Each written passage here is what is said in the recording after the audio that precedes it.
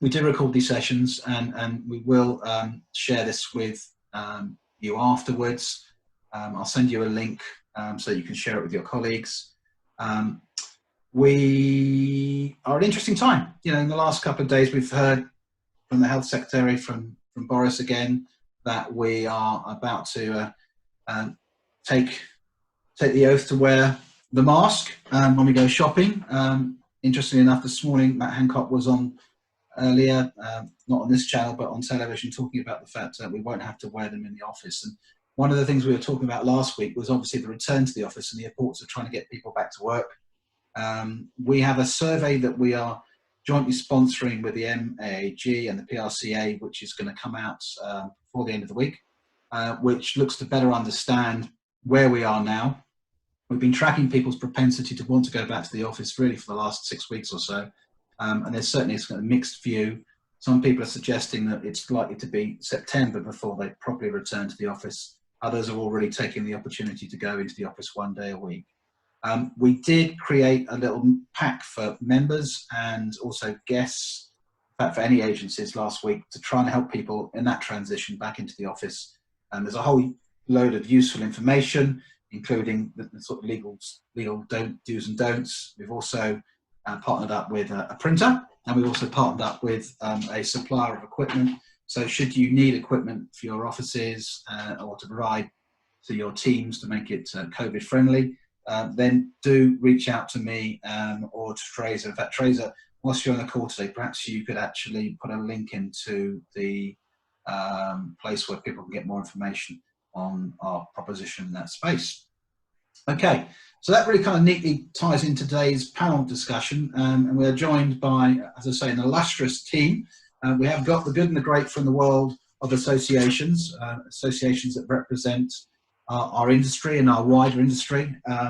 So I'm particularly excited to have with us today Stephen Woodford. Stephen's there somewhere. There you are, sir. Stephen was appointed CEO of the Advertising Association back in 2016, I think it was now. And for those that don't know, the Advertising Association's mission is to promote the role and rights of responsible advertising and its value to society, people, businesses and the economy. Prior to joining the Advertising Association, Stephen had a long career in advertising himself at Leo Burnett's, WCRS and Engine, where I worked for him there, and DDB, Adam and Eve, and others. He also chairs the youth marketing agency Liberty, that's well known to us, and we've met lovely Michelle, and she's on a number of calls with us over the last few weeks, and she's now obviously gone into a different sphere. He's founder and director of You, a digital challenger to conventional banking. He's the past president of NABS and serves on the board of the History of Advertising Trust. He was the IPA president from 2003 to 2005. And he's been a real champion of ethnic diversity, something that's been obviously very much in the headlines in the last few weeks. And he's actually helped to transform professional qualifications for new entrants into the industry, with 15,000 people who have now sat and passed in the UK. So for the Advertising Association, it's great to have Stephen with us today, and thank you for joining us. We are joined also by Francis Ingham, who's also been on the previous call. Francis has been Director General of the Public Relations and Communications Association, which operates in London, Singapore and Dubai for the last 7 years. He's also held the position of Chief Executive of the International Communications Consultancy Organisation, which operates in 66 countries around the globe. He represents over 30,000 practitioners in the world of PR and communications, and it's by far the largest PR professional body in the world. And his background is in politics and public affairs, having worked for the Conservative Party and the Confederation of British Industry. So thank you very much for joining us today, sir. Mr. Clive Mission, I was very well known to all of you. Clive has been on a number of these calls and has been partnering with Pimento since COVID. And he's worked extensively in the world of agencies, having acquired and sold a few over time, including agencies like Kit Kat Noor, Lounge Group. He's currently also involved in the board of a number of agencies. Since the 1990s, he's been involved in trade bodies, has been chair of the MAA, the IPM, and the CAP panel for promotion of direct response communications. He also has had roles on the CAP committee and the Ad Association Council. As regards MAAG, As you said, it's in its fourth reincarnation. It's a group that started back in 1989. In those days, it was the SPCA. More recently, in 2000, it became the MCCA, and subsequently the MAA, and then 2 years he stepped in with Clive to rescue it, and then rechristened the business the MAAG. And today he will be telling us a little bit about his new and exciting venture, which is entitled the Alliance of Independent Agencies. So it's great to have Clive here too. Charles Jarrett, many of you won't know that Charles has been a member of Pimento for some period of time, and has worked within the publishing industry for 10 years prior to joining the British Print Industry Federation. He ran a number of businesses, including his own family business, Jarrett Print. In 2010, he joined St Ives PLC. Many of those on this call will know St Ives. They've obviously been recently rechristened Kin & Carter, and he led their commercial print division. His business today is a mammoth, and he'll tell us a little bit about what his organisation does. But essentially, it represents the print packaging and graphics communication industry, and they have a very strong membership base of about 1,200 members across the UK. And their mantra is very much involved in helping and developing apprenticeship programs, training people, providing them with opportunities to get into the UK print industry. And they run over 500 apprenticeships across the UK each year. So welcome, sir. Great to have you here. And last but by no means least, we've got Chris Cromwell, who is the CEO of the DMA, has overall responsibility for the DMA, the IDM, and the preference service companies. The UK DMA is the largest marketing trade association in Europe, with over 1,000 members and 18 full-time staff. And the DMA are committed to basically driving best practice across the business. They work very, very closely with other associations. Chris has an experienced international marketer himself. He's 40 years in the advertising and the one-to-one marketing space. And he's worked both in Europe, the USA, Asia Pac. And for those that know the IDM, which is their sort of training and development arm, very much they continue to drive excellence and development opportunities and learning opportunities. And I've been on a few of their courses over the years, actually. So it's great to have all five of you on board. Obviously, lots of things to talk about today, but you know, we've had lots of questions come in from a number of members and a number of associates. And I guess the thing that is on everyone's lips at the moment is, you know, with the tightening of the economy, and we're moving now from COVID into recession, and we've seen how the associations have had to evolve to support their memberships in this time. So I'm really interested to get a very quick pen portrait of what you've done for your members. If each of you can answer that question in turn, starting with Chris, perhaps, sort of 60 seconds, you know, what have you done to help your members, and what's been their response over this period? Great, thank you, Stephen.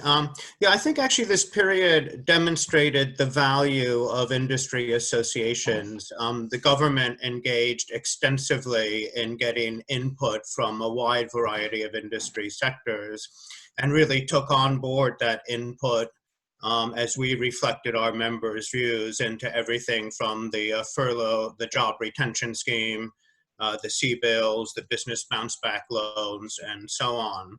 And what we had a lot of government engagement bilaterally, as well as participating in weekly and bi-weekly meetings organized by Stephen's team at the AA, which included 4 government departments together at one time, which I'm sure Stephen will talk about a bit more. And we saw input from members. We ran member surveys. We provided a lot of guidance. We increased our legal support, expanding into contract advice from data protection and privacy, which is our core remit. We worked together with the DM Trust to offer free learning to over 475 people through the IDM, which you mentioned, Stephen, the Institute of Data and Marketing.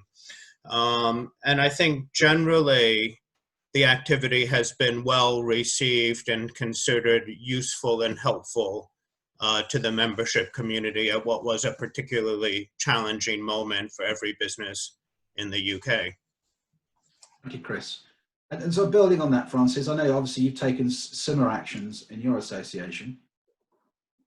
Yes, so some of it is very similar, as you'd expect. So providing guidance to members, regular surveying them on various different issues. So we had a very regular business confidence tracker that we found invaluable in all of the countries in which we operate. We were very aware that lots of people were losing their jobs, or if they were freelancers, losing a significant portion of their income. So we made available 6 months of free individual membership to people in those difficult circumstances. We put together a task force of senior agency and in-house leaders from around the world who've been willing to provide free and confidential advice to business owners and managers, sometimes people they might have considered their rivals in different days, about how to restructure their business and how to survive and prosper. We've put together a weekly call with senior people from around the world with guest speakers. That's been a real sense of community with it. And as Chris said, so we've had weekly calls with the Cabinet Office for two reasons. One, to give them our members' views, and we've been strong in talking about the furlough program and about business loans and so on, as you would expect, but also to provide a critique on a weekly basis of the government's communications plans around COVID, providing confidential advice and along with a few other associations about how we assess what they're doing and thoughts for the future. Yeah, we should come back to that theme around communications and government communications in particular in a moment if we can. Charles, I mean, your business and your memberships are very diverse, from some of the largest printers in the world down to, you know, literally the minnow printer working in a workshop behind the home. How the business, I guess, was in an interesting state anyway.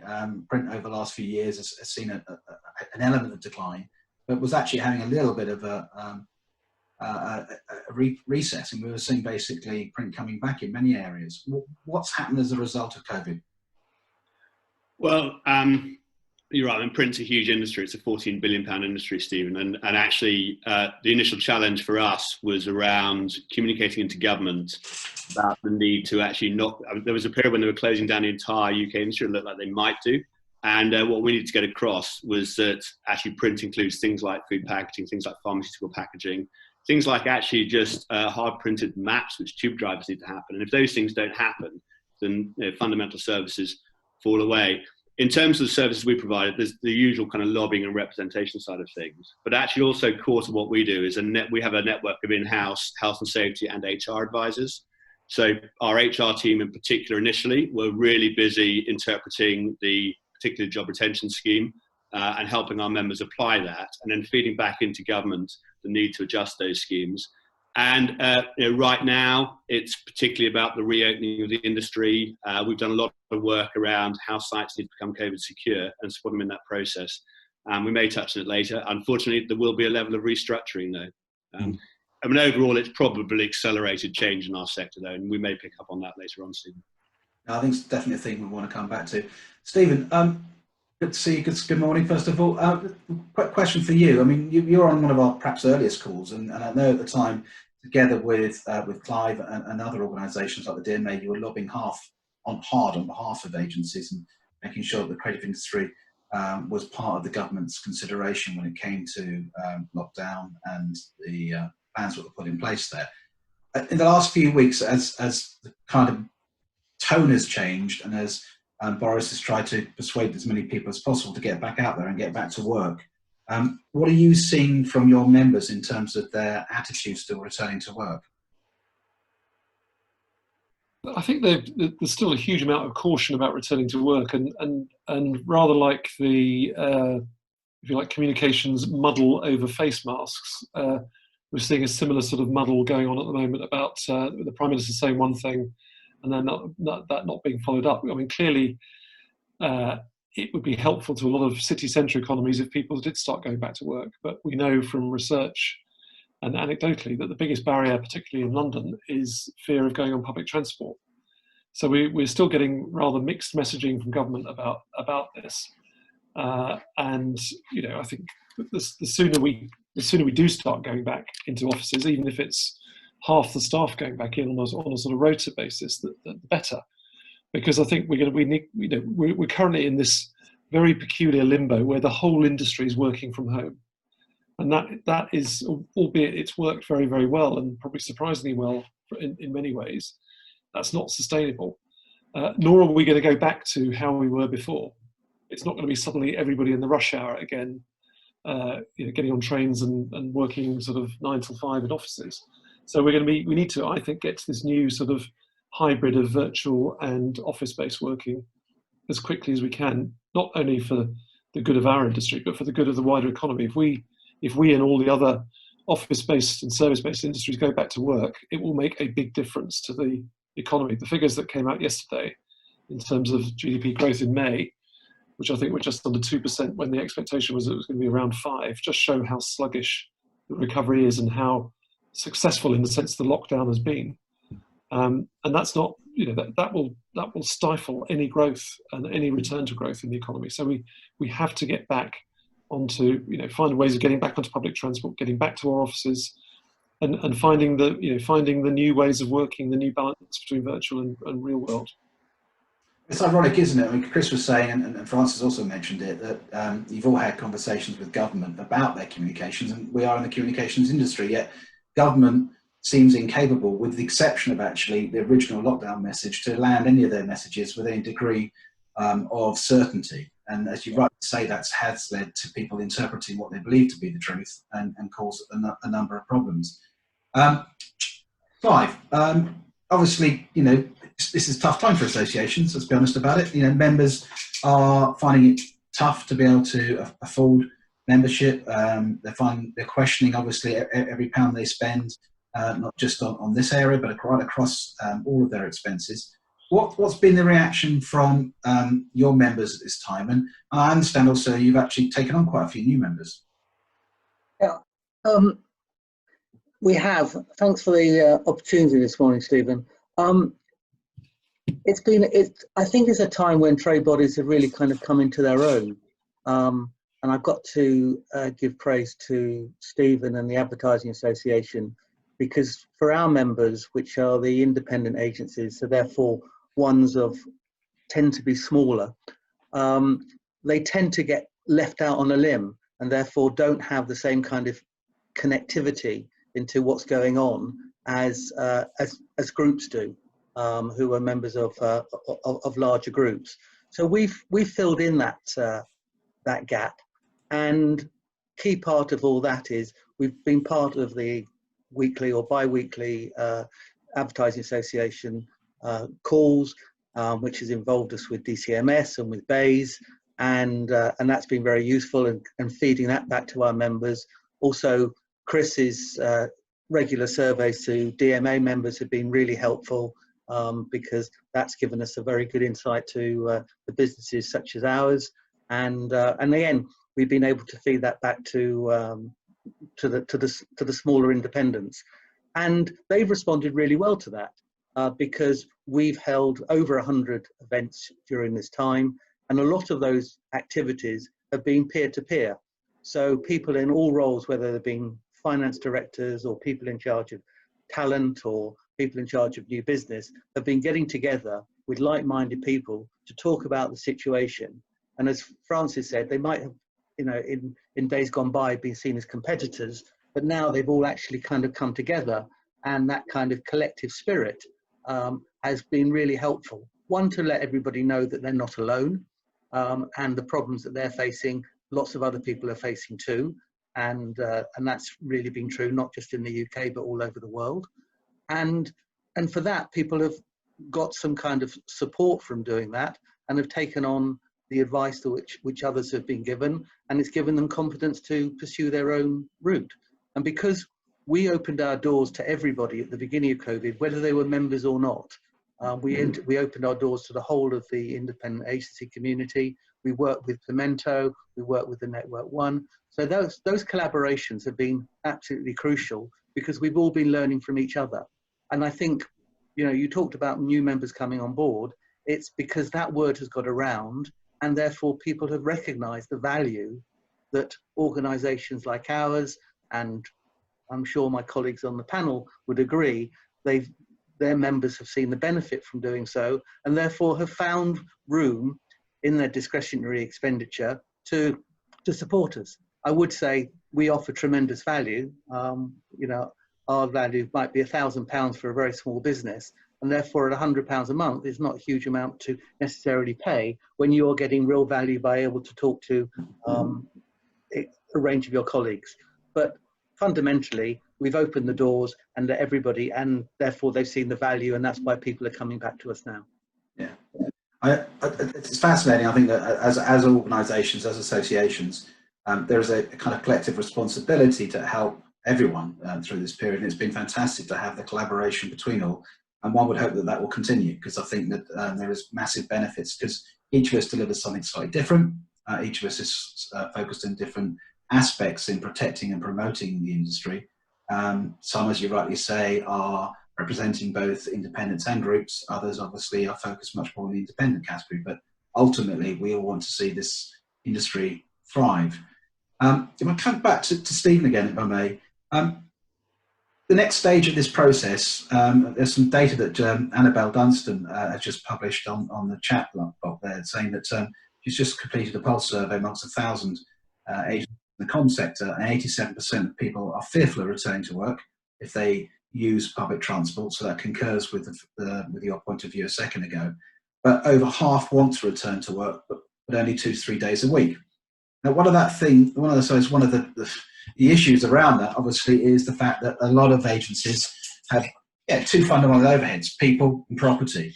And with a reduction in the number of people that actually want to go back to work on a full-time basis, possibly a reduction in head count as we come to the end of the furlough period, one can only imagine that there's going to be a lot of agencies carrying a lot of property that they don't actually need.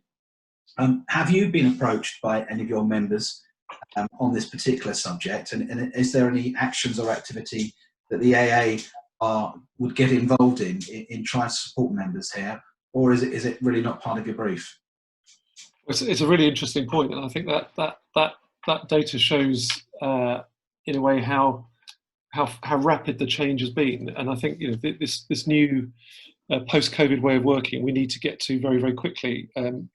Economists talk about the sort of periods of creative destruction that follow crises, and in effect getting through those as quickly as possible, where in a way businesses remake themselves to thrive in the new world, I think is really important. Part of that, I think, is shedding office space, and in fact the AA is doing just that. We are at the end of our lease and we're not renewing it, and we're going to go virtual for a while and camp out with some of our members just to take advantage of the end of the lease. But lots of people are in the middle of leases and will be looking to share or reduce their space. I think there's going to be a massive shedding of office space as we adjust to this new way of working. I'm sure the norm will be 2 to 3 days in the office, 2 to 3 days at home going forward.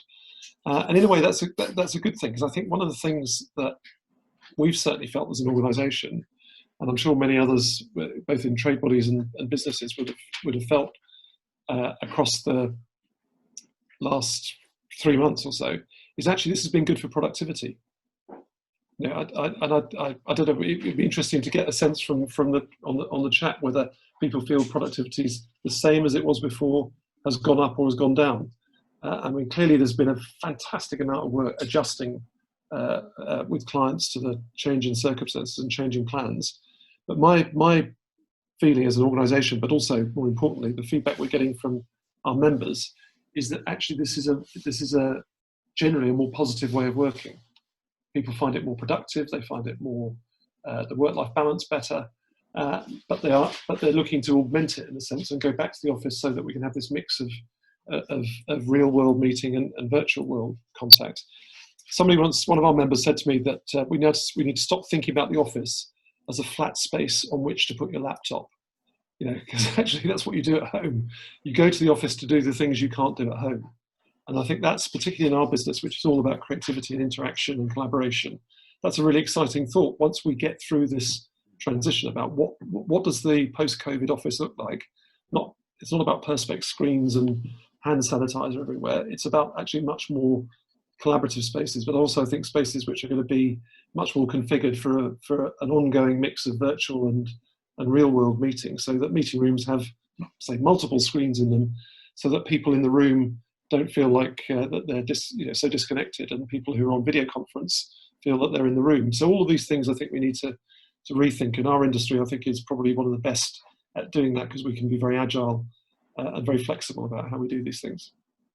Yeah, it's a tough proposition, I guess, for you, Charles, because obviously a lot of your members are in factory-like settings. You know, they've got plant, they've got equipment, they've got to keep those print machines running, albeit most of them are now digital.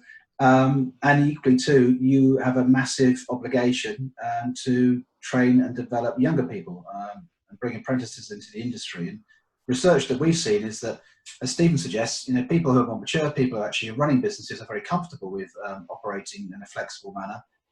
People who are on the younger end of the spectrum, you know, 18 to 25-year-olds, are very keen to get back to work as soon as possible, in order that they can actually learn from their peers, advance their careers, and socialise. Yeah, and I think there's several different points there. I mean, just to pick up Stephen's point, we've got a lot of members looking at restructuring right now, and part of that is the fact that about 75% of our industry has seen a reduction in activity levels of over 50%, and that's going to take some time to come back. But you know, obviously with the print business, you need to have employees on site. So a lot of employees are on site, but a lot aren't, and some have been furloughed. What members have found is that actually they have had their eyes open to productivity. They think they can achieve a lot probably with fewer people, actually, on that side of things. On the training side, it's kind of interesting, actually. I mean, we train something like 500 apprentices across the industry on behalf of members. That's pivoted to an online delivery model very quickly in this process. And what we've seen is that what would have been a hurdle, which would have been employers and learners' reluctance to use technology and want to have that much more face-to-face, that's gone as a hurdle. So that's a really exciting opportunity for our apprenticeship training provision. But the challenge now is what those opportunities are, and actually how workforces manage those at the latter end of their careers, and perhaps whether things need to be looked at around retirement to create these opportunities earlier on. And that's a really, really tricky, hard set of conversations that we all need to think about, actually. Francis, are you seeing the same? Because obviously you have a mix of basically individuals, you know, who are working as freelancers in the PR and communications field, and obviously you've got, you know, multinationals there. But I don't know. My perception with PR is that the average age of people in PR and communications is probably proportionately, perhaps younger than in some other communications areas. Probably massive generalisation on my part, but no, it's an accurate generalisation. It is quite a young industry. I think there are a few things going on here. I mean, the first one is to be realistic. Our industry is already significantly smaller than it was 4 months ago. And when the furlough program starts to change, then there will be a very significant number of redundancies.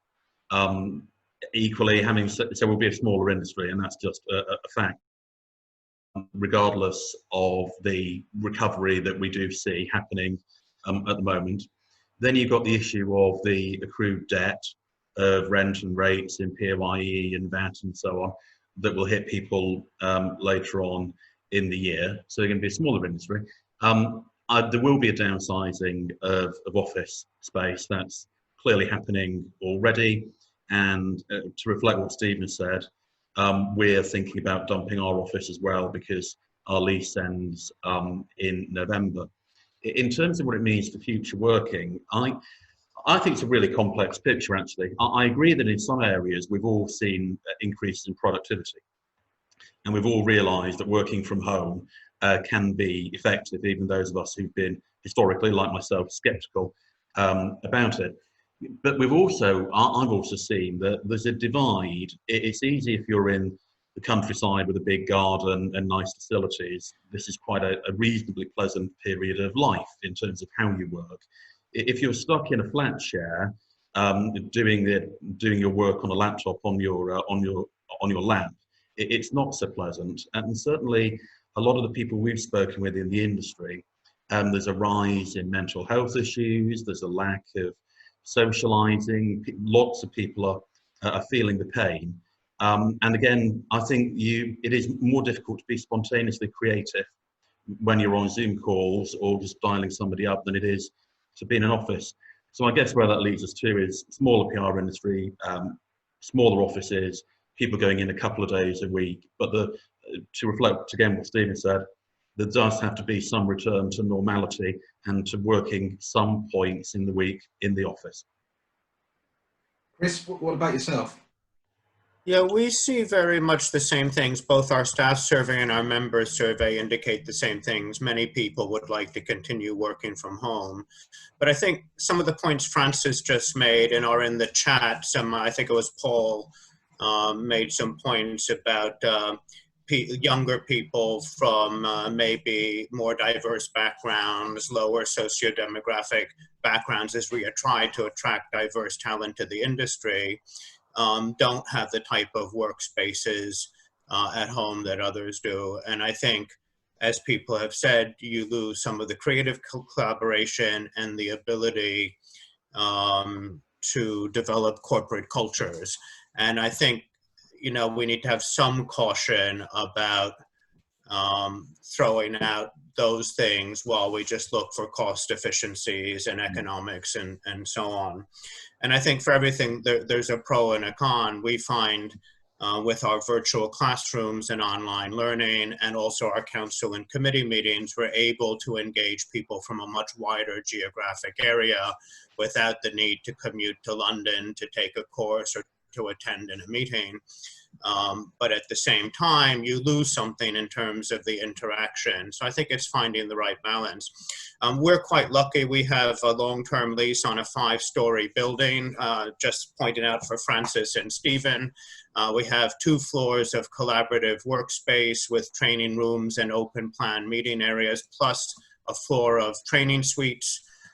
So happy to chat with you. I know also our agency members have said as they plan to downsize their office space, they're keen to take advantage of our shared community space for some of the activities that they need to do in person.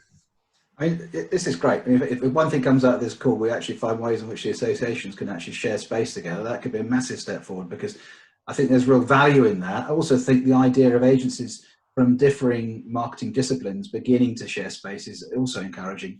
Could it perhaps, I guess, lead to the creation of, dare I say it, a full service model again? Who knows? But it could happen as by default. Inevitably, there is a lot of restructuring going on in the industry at the moment, and I'm interested because obviously a number of you look after the groups and work with the groups as well as independents. We've heard in the last few weeks, not unsurprisingly, particularly from the independents themselves, that they believe they are better prepared, better able to hate this word, but I'm going to use it, pivot. And I'm just interested to know what the groups are saying to you in particular, Stephen and Chris, and Francis too, actually. What are you hearing from it? And so far, it's also Charles, because obviously you work with multinationals. What are each of these large global organisations, what processes are they going through now? What are their concerns, and what are they going to do about it to serve their customers better? And how does that differ perhaps from what independent agencies might well be doing? A lot of questions in one there, sorry. Well, and actually I think is, yes, I was going to say, I think actually there's one sort of overarching answer in a sense, whatever size business you are, and whether you're an agency group or a big print firm or a big advertiser, is this crisis has been a massive accelerator of change towards all things digital. Mm-hmm. And I think that's, as Keith Weed, who's our president, ex-CMO of Unilever, said, it's like 15 years worth of e-commerce acceleration in 3 months. And it's brought huge amounts of, or huge new audiences into working remotely. Francis, I was like you, I was always quite cynical about working from home. And now I love it, so I'm a convert to it. So it's, all of these things have happened incredibly fast. And I think we will look back at this period, as one of the biggest, most profound shifts in the way our economy works that in our lifetimes, particularly the speed of it. And I'm sure it's the You know, I'm always relentlessly cup half full about these things. And I think one of the amazing things about this is how well, largely, our internet infrastructure has stood up to this. You know, 50% of the economy went home in 2 days to work from home, and yet, although we have glitches on calls and things like that, largely it's stood up and business has carried on. You know, I think one of the great contrasts actually is the failure of state schools to educate children, and the absolutely, you know, pretty much every single other organisation in the economy, both private and public sector, managed to carry on. You know, and the contrast between those two things, I think, is you know, a tragedy in a sense. But I think to make the positive point, we've made this huge adjustment very, very quickly. We know from previous work we've done around. We did a paper last year about why the UK is the world's leading digital economy on many measures already pre-crisis, and one of the key drivers of that was the rapid adoption of e-commerce in the UK. And of course, e-commerce has accelerated enormously through the crisis. So we would expect to see marketing expenditure becoming even more e-commerce oriented as a result of this. And brands and businesses and pretty much every interaction. I just had a text message from my local GP, and they have switched entirely to basically email and video conferencing consultancies. Now, they wouldn't have done that pre-crisis. And of course, they are hammering through the appointments at a great rate of knots. And I think I was talking to my GP about it, and he said, actually, we're seeing many more patients than we were before. So, you know, you see these things, and these are unforeseen outcomes of this. But I think we'll all, probably in the next 2-3 years, as this readjustment happens, see the positives that come out of this in terms of the change in the economy. But it's, you know, to all the points that, I mean, particular points that Charles was making, this is going to be very disruptive along the way.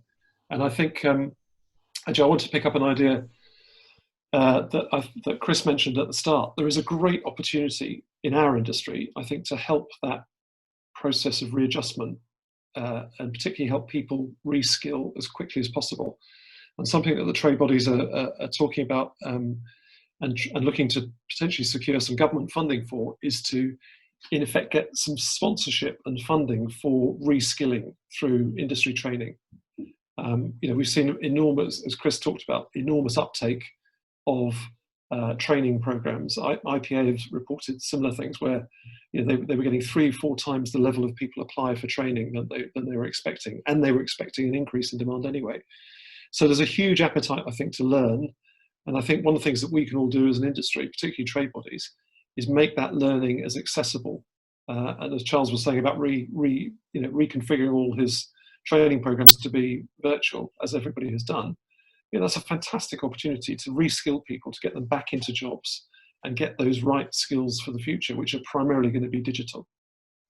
I think if I could just to jump in and talk very quickly about finishing, like Stephen, I mean, there's no doubt that we're facing a pretty difficult period over probably the next few months as the job retention schemes wind down. And the restructuring in our sector has been very much market dependent as opposed to company size dependent. So food packaging remained very strong. Commercial print, you know, is restructuring significantly though. But what we're hearing quite consistently is that this has been a time to rethink their businesses. And we've had a number of conversations with organisations who, yes, they are cutting jobs, but they're actually also investing at the same time because they recognise the shift towards, you know, more integrated digital marketing. That's quite interesting. Just one very quick point as well on apprenticeships and training. Yeah, there's a huge opportunity here. The government recognised the challenge around getting young people, particularly into employment. They've taken some initial steps in the Chancellor's announcement last week, but we think there's a lot more that could be done to simplify, for example, the apprenticeship levy. We won't get into that detail now, but there's a lot of money available within training, but it needs to be kind of freed up to enable particularly SMEs, but all organisations use it in the manner that they want to. Is this an opportunity for a collaboration and cross-association and development? Because it's almost like trying to create a UCAS type clearing system, where there's a central point for all disciplines where people can go to and apply for training, apply for apprenticeships that could be government supported and maybe even sponsored by some media owners who have a vested interest in trying to promote the digital world, and actually have everyone actively involved in it. So there's a single point that people can go to rather than 5 points. And Stephen, that's just that's exactly the discussion we're just starting now with Bayes. We put it in as a recommendation. Bayes are doing a consultancy or a consultation process, asking for ideas to, in effect, help them reboot the industrial strategy post-COVID. And this is one of the ideas that we put in the mix there. We think this is a really big idea for both for our industry, but also for the wider economy. So, Steve, how does, I mean, I imagine both the DMA and the PLCA are already involved in those conversations. How can we get, Charles's association actively involved, and also Clive's membership? Is this something that we need to be doing? Yeah, and we can follow up on this after this. I think your thought there, the UCAS is a great thought there. That's classically the sort of thing that the AA does as a single point of contact. We've just done it on diversity as an example, where we've created a hub for all the industry's diversity schemes, so people can go to one place and see everything. So we might look at doing a similar thing around training and development. And I think, just to echo Charles's point, there's a huge amount of money tied up in a relatively rigid apprenticeship levy. We have been lobbying, I have to say, unsuccessfully, to get some flexibility in that. But I think, as has every part of industry pretty much.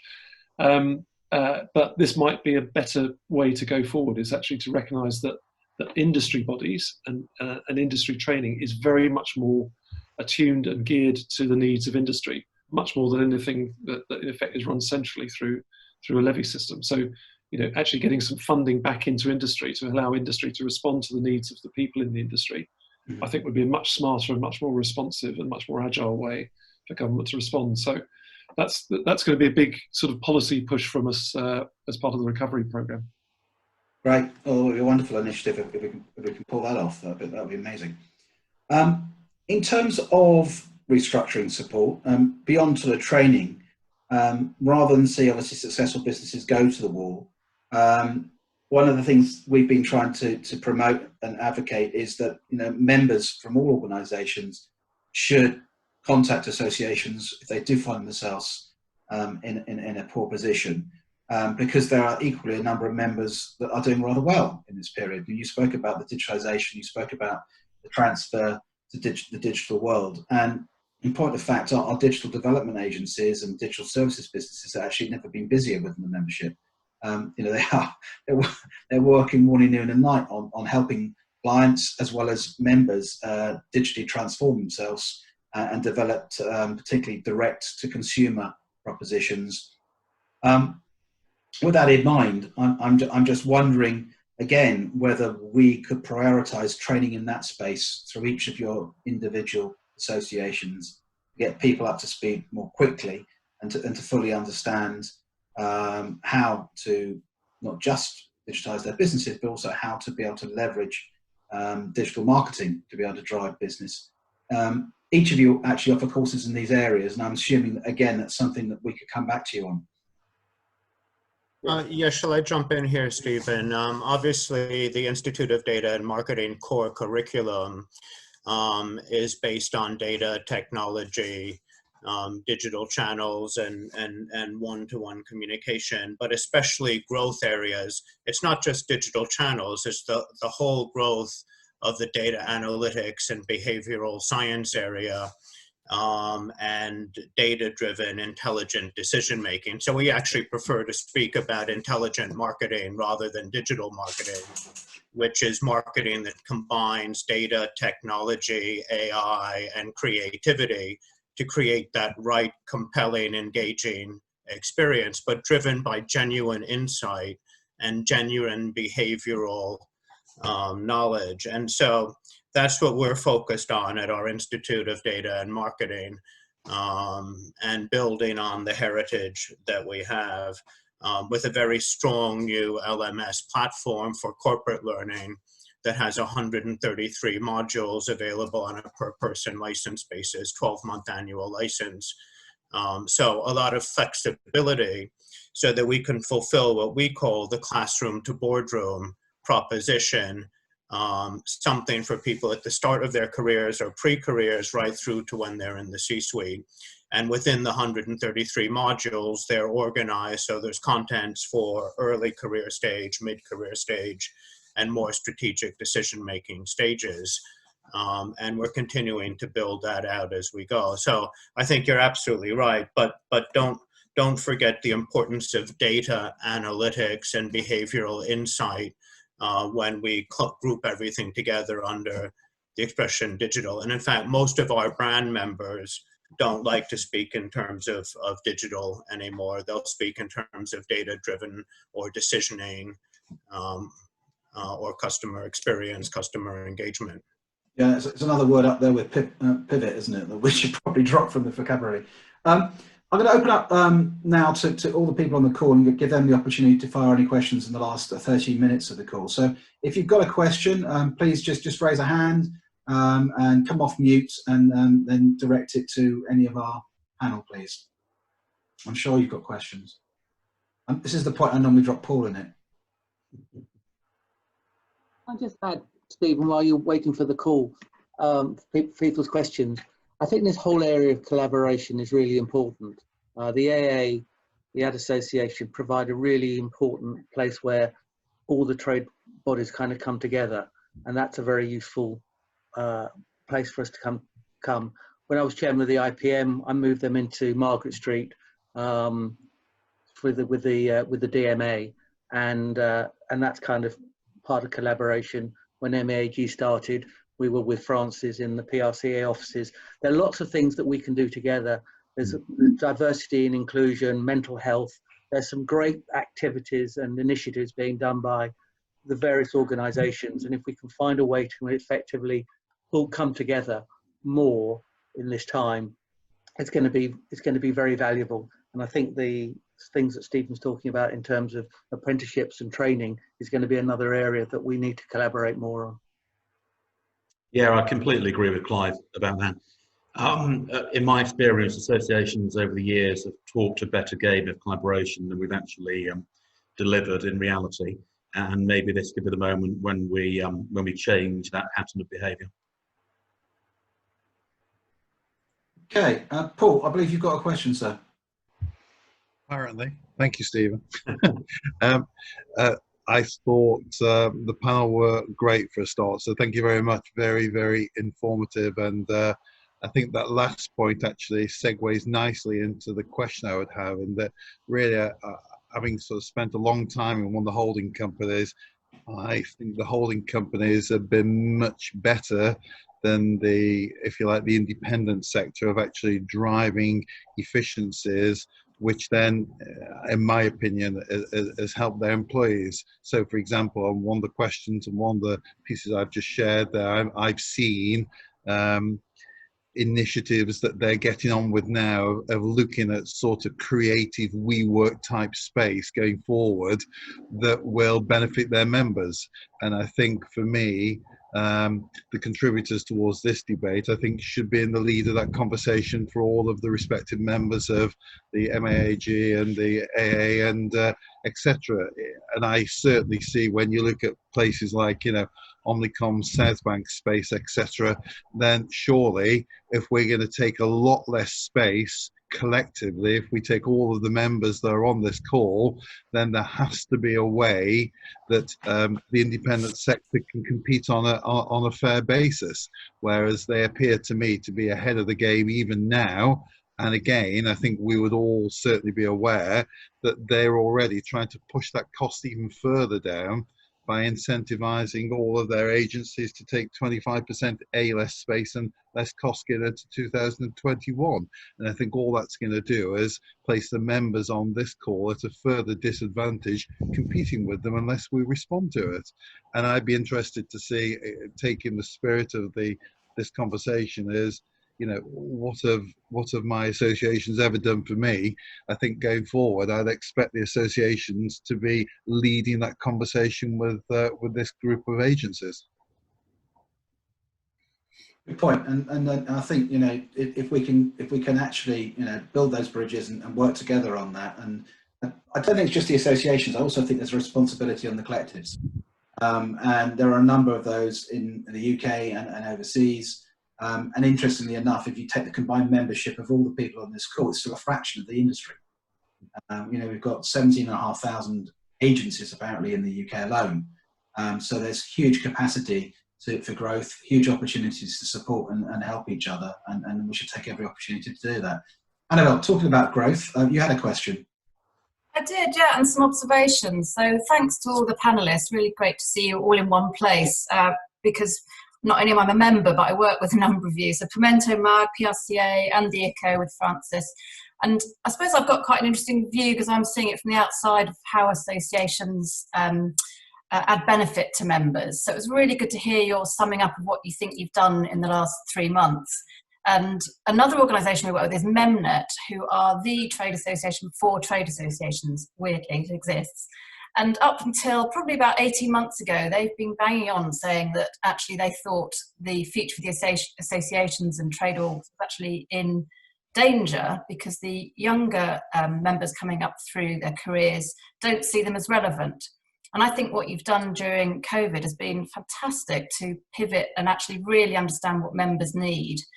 So bravo to all of you. But I just wondered, have you seen drop off in membership? Is it staying stagnant? Are you seeing people actually seeing the value and encouraging more join ups?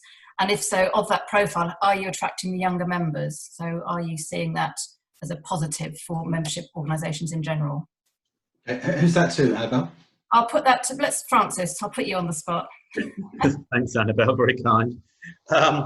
This is a tough time for associations in the UK and around the world, and that's just the brutal truth of it. And in our experience, I'd say we will be down in terms of revenue by about a quarter this year, just being honest about it. We've lost some members, predominantly due to financial reasons. And of course, we've taken a hit in terms of events, awards and conferences. And although you can put them online, it's not quite the same, either financially or in terms of experience. Equally, we've welcomed quite a few new members as well. Some of them are startups, some of them are established. So I think it will take us back to where we were 2 or 3 years ago, financially and in terms of size of membership. But in the medium term, the move to, and my members will still use the phrase digital, will play to their strengths, and I see us resuming strong growth. And so I'm confident about the future of the organisation and the value we deliver to members. Great. Can I pick up a couple of points too, Annabelle? Yeah. Building on what Francis said, we're actually seeing our existing members engage much more strongly and adding more staff to their membership. We're corporate memberships primarily, and I think, Francis, you may be more individual memberships. No, we're not. No, you're not. Okay. Apologies for that. So we are seeing wider engagement and value demonstrating across that. And I wanted to pick up the point about engaging people early on. That's a lot behind our classroom to boardroom strategy, where we engage with people pre-career through activities like accrediting 26 university programs. We run Creative Data Academy in 5 locations around the country, which is a 3-day residential program. We run big book crits all around the country that engage pre-career creatives with creative directors to comment on their books. And we are in September launching a student membership into our pre-career community that will include a lot of the DMA member content, some free modules around GDPR, online learning, and then hope to connect them through job opportunities into their first job. And so we think if we engage people pre-career and then play an influential role in getting them their first job, hopefully with a DMA member, then they'll stay on that journey with us as they progress through their career and find value. But you have to offer value and content and activities that are useful in the process. Otherwise, of course, people won't engage with what you're offering. And our experience has been quite similar to that. Our membership is corporate. Overall, what happens in the short term will be determined by what happens in the economy. But what we've certainly seen is a much stronger recognition of the value that we can provide to members, particularly in the kind of crisis. And we've also seen organisations say, we're going to restructure and we're going to use you more because we're going to do less stuff in-house and use us more. So our proposition is very much around that business support and business services alongside lobbying. But I also think we've got a really active role to play actually as a neutral organisation in bringing together the big OEM suppliers, the Canons, the Ricos of this world, who are really interested in our world of print. But we need to educate our industry actually about how to do the intelligent marketing side of things, which is why networks like this are so important. And I think we need to do more to create that value and understanding, perhaps using some of the training that's been referred to earlier. Actually, and that's a really great opportunity for us. Yeah, and it strikes me, obviously, those global brands and what Stephen's trying to achieve in collaboration and lobbying with government, there's a natural opportunity for both vested interest from them, and obviously trying to keep people in the business and trying to train them to use equipment and us obviously trying to retrain and retool people as we go forward. Stephen, can I just add something to that, which just to I'd echo everything that's been said by the other panel members, but something that we're trying to do at the AA is it's a cheesy phrase, but the way I would say it is put the trade in the trade body. And we've developed new activities which are all about helping grow business. So primarily what does Pimento exist for? It exists to help your members grow. Fundamentally what we all exist for is to help our members' businesses grow and be more successful. And as an example, we've just before this call, we had a 2-hour roundtable with our opposite number in China, the China Advertising Association. 60 people on the call, mixture of industry, trade body people, business leaders, and government from both UK and China, all about how post-COVID we can build on the already burgeoning trade in marketing services that goes between China and the UK. And we're very keen to position the UK as the home from home for Chinese brands as they go global. Now,